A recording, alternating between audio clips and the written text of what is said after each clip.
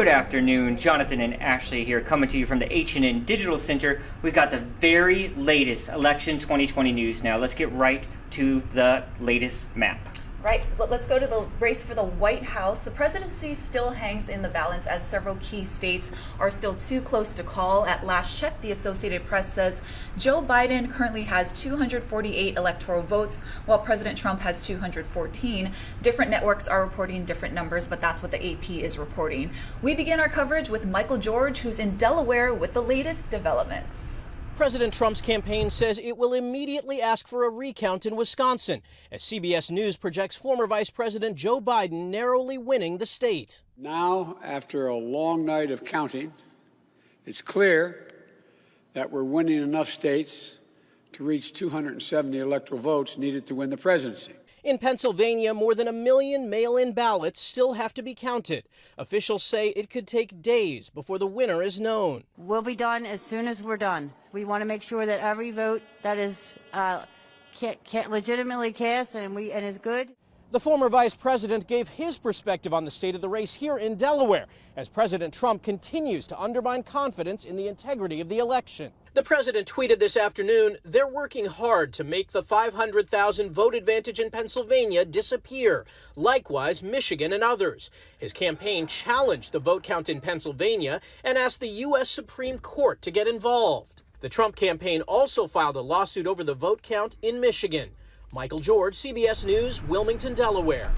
And here at home, it was a long night last night as voters headed to the polls yesterday to cast their ballots in person. We saw the long lines at Honolulu and Kapolei. Let's see what those races had to talk about. 5 hours, I know. And I never did know that I'd had to stand in line like this. Now let's get to what everyone is still talking about locally, those huge lines and massive delays at the polls last night. I was in line for 4 hours. For weeks, the state has been preaching to residents to mail in ballots early, but some still wanted to utilize the 2 voter service centers on Oahu to either register or fill out a traditional ballot. Voters had different reasons for this. I was undecided and I was like, okay, I think I know who I want to vote for. It's very different this year than the past. Now let's go back in time a bit to yesterday at around noon. That's when we asked Chief Elections Officer Scott Nago if he anticipated any problems. Not really. Hawaii's always had a high utilization of mail ballots, so this is not something new. This is something we've been doing for a while now. Ever since 2014, we've had more people voting earlier than on election day, so this is not a new process for us, so we don't anticipate any problems. Well, there obviously was an issue, and here's what Nago had to say to our H&N reporter about it today. There were big problems at the voter service centers here on Oahu. We heard there were long waits on Maui as well. As Chief Election Officer, do you bear any responsibility? I know that those are clerk's issues, county issues, but do you want to take this opportunity to say, we need to look at this. There were issues. We can do better. Did we learn anything? Is there anything you can say today? Yeah, of course we can do better, and we would want to do better. That waiting in line for, we heard reports of 4 hours. I wouldn't do that, and I wouldn't want to do that. So of course we're going to look at this, debrief, see what we can do better, see what we can fix, change it, because we don't want that to happen again. That is unacceptable. And could some of those include adding voter service centers to different parts of the island? It could island? be anything. It could be expanding the voter service center to have more machines. A lot of the issues this time was due to social distancing. They couldn't put as many machines in the voter service center as they would normally have had at an early walk-in voting site. But there's a lot of different things we could have done. Like I said, we'll talk about it, see what we can do to improve it to make sure this doesn't happen again. With those large, lingering crowds, some are worried about the spread of COVID-19. We talked to Lieutenant Governor Josh Green about it. You just had the event that we tried to avoid for Halloween. That's what you just had. So that's going to cause spread. It hopefully won't cause a lot of spread. If people wear masks at a rate of about 95%, which I did look at the crowds a little bit, it does appear people were wearing masks. You have some hope, but all of them are close contacts now based on that amount of time. And what I would recommend is that the city offer some additional free testing to test those individuals that came and voted late, just to get an idea about what's going to happen.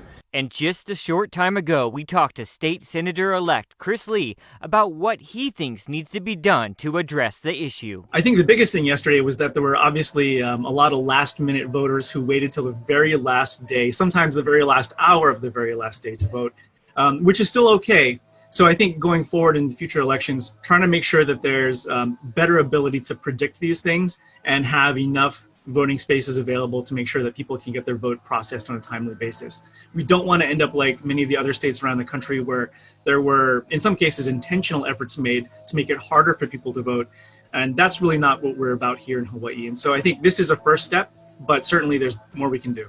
And like everyone else, this topic sure did have our panel of experts talking this morning. I know we expected to see some people turn out last night and get into those lines, but did any of you foresee that huge traffic jam that we saw at those centers? Professor Fan, let's start with you. I think I alluded in the previous interview a couple weeks ago that, perhaps this election will bring out some new people, and I think, people are watching the rest of the country sort of vote, and people are really excited, and they saw how close it was, and so I think people are like, hey, I still have a chance.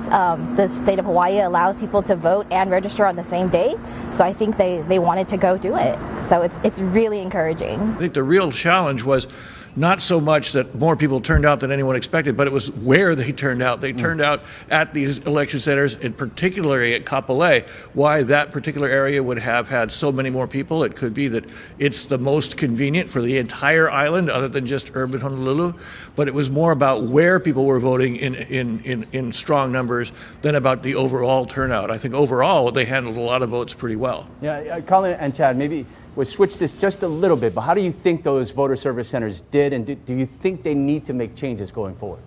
Well, I think it's pretty clear that we probably need to add, some other options for in-person voting. People seem to be attached to that. I mean, this was a historic election. The people's feelings about Donald Trump certainly drove high turnout. And I think one of the things that we faced last night were a lot of first-time voters who needed to register. We have same-day registration here in Hawaii. And so I think that slowed the process down with voters who didn't get a mail-in ballot because they weren't registered, but they probably saw the excitement and said, hey, look, I can still vote. I can still register. I'll go down to Kapolei Hale tonight and do it, which is great for democracy, although it made our results come out a little later than we would have liked. Yeah. Chad? Steve, what I would say is that imagine if you did have a voting center on the North Shore and one in Kaneohe and one Waimanalo and Hawaii Kai. Imagine if you had 8 voting centers on Oahu rather than 2. Would that have changed how quickly we got the results? I definitely think that's a pretty good argument that would have happened. Remember, the legislature actually had a bill this session in which they were considering adding voting centers, particularly at the urging of Common Cause Hawaii. Did not happen. I'm certain this will be a legislative priority come January. I just wanted to add one thing, is that this issue about they don't announce the results until after the last person has voted. As far as I can tell, we had Doug Chin on last night. That's a courtesy to voters. In this day and age, if you're in line, okay, folks, if you don't want to hear the outcome, turn off your phone, close your eyes time like we used to do with football here. The election and the results are coming out. The presidential result for Oahu was announced before people were voting. So I think that might be an antiquated concept that we have to look at. Well, we have a lot more questions to ask about these polling place problems, and we'll have much more about this story coming up on evening editions of H&N. We want to take some time to recap some of the key local races. Rick Blangiardi will be Honolulu's next mayor. He beat Keith Amamiya for the city's top job. We talked to Rick today about his victory. It's a high impact job and operational. When we announced in February, we weren't talking about COVID-19, and all these many months beyond just the rigors of the campaign, if you will, it was the impact of COVID-19 on our state's economy and certainly on the lives of many people. So, yeah, this job has gotten escalated to a place that none of us could have imagined, but that's the situation and that's the challenge we're going to face. And I really feel like I'm up to it, but I'm really looking forward to putting a team of people around me and attacking everything we need to attack.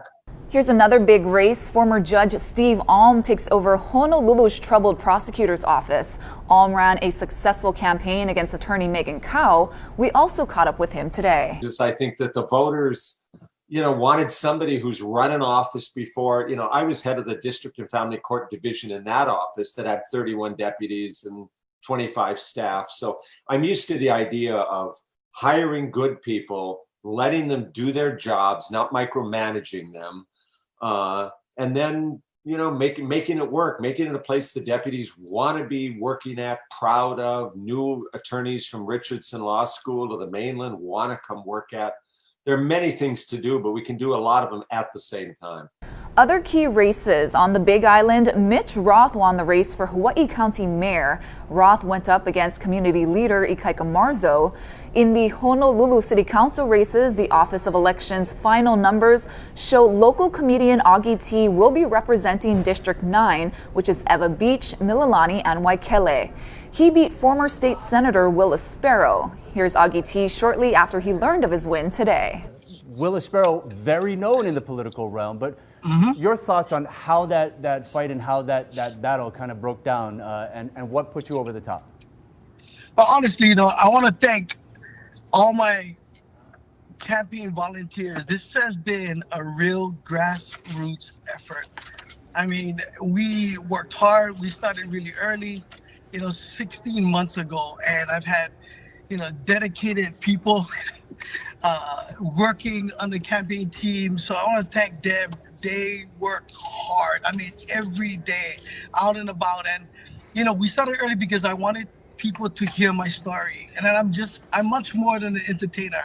And I love the community. I've been involved in the community for a long time. And because of COVID-19, I wasn't able to get to the homes. Before COVID-19, I did 10,000 homes. Another still developing election 2020 story, the balance of power in Congress. Let's turn it over to Deborah Alfarone with the very latest developments. The ballots continue to be counted across several key states, with neither party coming away with the majority in the U.S. Senate so far. We're awaiting the judgment of the American people. The Senate's top Republican, Mitch McConnell, held on to his Senate seat, as did South Carolina's Lindsey Graham. We did it! While this election may be over, we have to work together. In Maine, Democratic challenger Sarah Gideon conceded to moderate Republican Susan Collins. To the people of Maine, thank you. Former Auburn University football coach, Republican Tommy Tuberville, is projected to flip Alabama's Senate seat after defeating incumbent Democrat Doug Jones. Meanwhile, CBS News projects that former Colorado Governor John Hickenlooper, a Democrat, will unseat Republican Cory Gardner. Let's get to work, Arizona. Democrats are also keeping a watchful eye on Arizona's race, where Democrat Mark Kelly leads GOP incumbent Martha McSally. The Democrats came up short in their push to flip GOP Senate seats in Iowa, Montana, and Texas. Losing Democratic challengers combined outspent their Republican opponents by at least $120 million. Money doesn't vote, people do. The polling was off. On the House side, Republican leaders are in a celebratory mood after flipping several more seats than the Democrats have so far. I'm very confident we continue to grow our majority. There's more to come. CBS News has yet to call the House of Representatives for either party, but Speaker Nancy Pelosi has already claimed victory. Deborah Alfarone, CBS News, Capitol Hill. Television networks around the world are glued to the U.S. presidential election and waiting anxiously, like the rest of us, for the results. Ian Lee has more. Bonjour à tous. L'édition spéciale se poursuit. Commentators around the world filled the airways. Good evening. It's the election the whole world is watching. With predictions about the U.S. presidential election. In every language, you could sense the uncertainty. Many Europeans are surprised the results didn't come straight away. A wee bit anticlimactic waking up and there's no result after all the build-up. Just very sad, just like shocked that it's so close. Underscoring how pivotal the world sees the U.S. election, the hashtags Trump, Biden, and U.S. elections 2020 are trending across Europe and around the globe. A presidential election doesn't just determine who will lead the U.S. For America's allies, it selects their partner for the next 4 years. The UK-US relationship is in great shape, and we're confident that it will go from strength to strength. While America's rivals like China, Iran, and Russia also have an interest in how the results play out and what relations will look like going forward. Ian Lee, CBS News, London. To the latest coronavirus numbers now, the state health department is reporting 156 new infections today. Of the new cases, 125 are on Oahu, 21 are on the Big Island, and 5 are in Maui County. There were no new deaths reported. Nationally, the U.S. reported its second highest daily number of COVID-19 cases on Election Day. Nancy Chen has the latest on the surge taking place across the mainland. With hospitalizations at a record high in Nebraska, health officials are looking to borrow nurses from other states. And hospitals in Iowa and Missouri say bed capacity could soon be overwhelmed. Infection rates are on the rise in nearly every state. Michigan is averaging more than 3,000 new cases a day, leading the state's largest county to postpone jury trials until next year. And the virus continues to throw a shadow over the football season. The San Francisco 49ers shut down their facility after a player tested positive. Here in New York, the city has struggled back to life by keeping the infection rate under control. But the mayor says he's worried numbers are ticking higher. The city's average rate of positive test results is hovering just over 1.7%. To the extent we stabilize around that level, that's something that we can handle for now. But again, that's not where we want to be for the long term. We're going to have to really buckle down to push that number back down. In Europe, a lockdown goes into effect on Thursday in the UK, closing non-essential businesses and leading to a last-minute rush to hair salons. I didn't want to have to wait like I did before. The 3 months was a nightmare. I've driven in from outside London to get my last blow dry before we locked down. The World Health Organization says cases in Italy skyrocketed 72% in the last week. At the Vatican, Pope Francis spoke from his private library, urging followers to obey health authorities and defend against the pandemic. Nancy Chen, CBS News, New York. And a quick programming note right after this on KHNL, right after This Is Now, we're going to go back to network programming and bring you the very latest election 2020 news. Speaking of, what a long night here locally. Man. You were out there in those lines. It was surprising. I don't think anyone expected that was going to happen. No. It was crazy, but I mean, it's great to see people, committed to standing in line for hours to cast their votes. You weren't complaining, speaking of standing, but you were on your feet. I was. At the what end time of did the you night, get out there? my toes were cramping. It hurt because I was standing so and long. All those people must have felt the same way, too. Yeah. All right, guys, we're going to switch gears here just a little bit. We're going to take you over to our good friend, Guy Hoggy, for the very latest weather update. Aloha on this Wednesday. A juicy stormy disturbance is closing in on Kauai. It's expected to linger in the neighborhood of the Garden Island, and that's why they could get some heavy rainfall, maybe some thunderstorms. Oahu could get some scattered showers, while the rest of the island's not likely to see some effects from that storm, aside from the winds that will shift as that disturbance gets closer. Kona winds are expected to pick up today. Not really there just yet, but as the day progresses, Kona winds will come in from the east-southeast, running about 10 to 15 miles an hour. And you know the deal with Kona winds. They will bring in a hot, humid air mass. So 91 in Kahului today, expected to feel more like 95, 96. It's going to be a scorcher of a day. Again, fewer showers, drier conditions for the east end of the state, stormier conditions for Kauai with some scattered showers for Oahu. So it's really different depending upon where you are. Now, this afternoon, sometime around 2, 3 o'clock, look for a reinforcing swell to come into the country. And with those Kona winds, it's going to be sweet up there this afternoon. West side's not so much, going to be likely bumpy and sloppy. Same for South Shores, even though we are expecting a little bit of a boost on the South Shore. When it does arrive this afternoon, it's likely to be a little bit onshore because of those Kona winds. So the Kona winds with those scattered showers lingering through tomorrow. And then on Friday, drier air mass moves in as the trade winds come in and that disturbance lifts out. In fact, it's going to be quite windy this weekend, although conditions look pretty nice. Keep it here on Hawaii News Now. We'll have all your severe weather updates. What do you say we get you some non-election news? Here's what the internet's talking about today. This is a really fun one, just in time for the holidays. Check this out. Stouffer's, the brand famous for its frozen foods, is set to sell merchandise to its devoted lasagna lovers. Interesting. Yep. Not many details are known just yet, but Stouffer's has been dropping little hints on social media. Some of the items expected to be for sale. Now get this, a don't talk to me until I've had my mac and cheese mug. Okay. Yeah. A layer up your sweatshirt. Layer up, get it? Layers of lasagna. Yeah. That was a stretch. A self-insulated lasagna fanny pack. Okay, yes, that's for me. handy. That's for me. Yeah. The website. Fanny pack. I'd rock one, The website is shop-stouffer's.com. All right, very cool. I was excited about that one. I don't know if you were. So move over, Imelda, because Mohammed Al-Safar has built a locker room in his penthouse, which now houses 1,500 pairs of shoes. He started collecting sneakers when he was in high school. His school had a really strict school uniform policy, but students could pick out their own footwear. So Al-Safar says he purchases between 20 to 30 new pairs of sneakers every month, but he only wears about 10% of the shoes he owns. Oh, there he is. That is a lot of shoes. And I know our executive producer, Ian Shuring, is out there just in envy because he's like the biggest sneaker collector I know. He doesn't even wear the ones he buys. He's like this guy. Yeah, and while this guy has 1,500 pairs of shoes, Imelda had like 3,000. Oh, yeah. Yeah.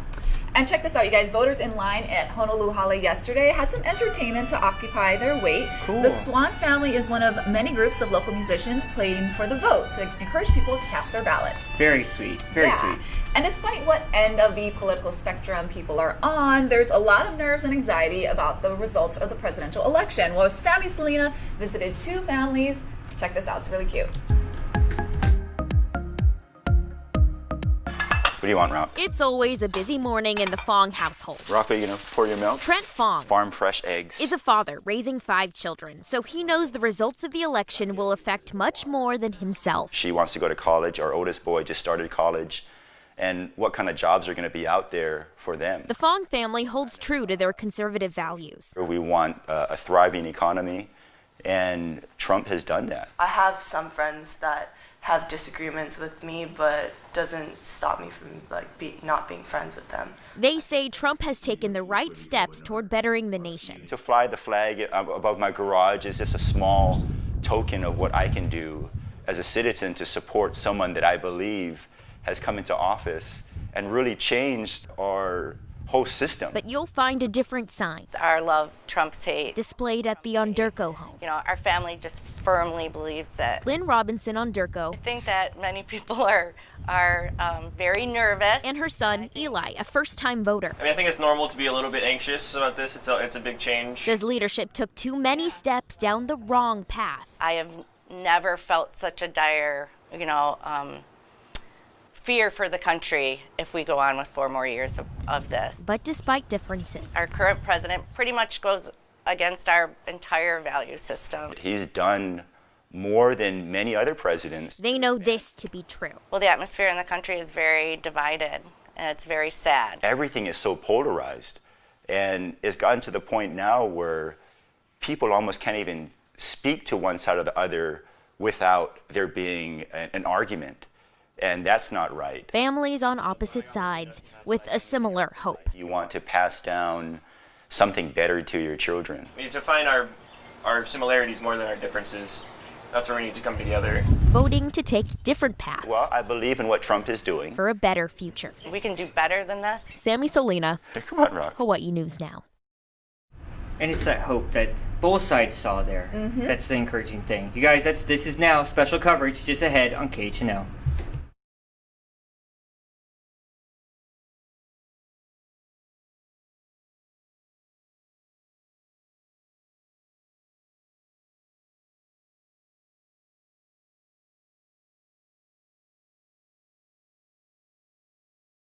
President Trump's campaign says it will immediately ask for reached 270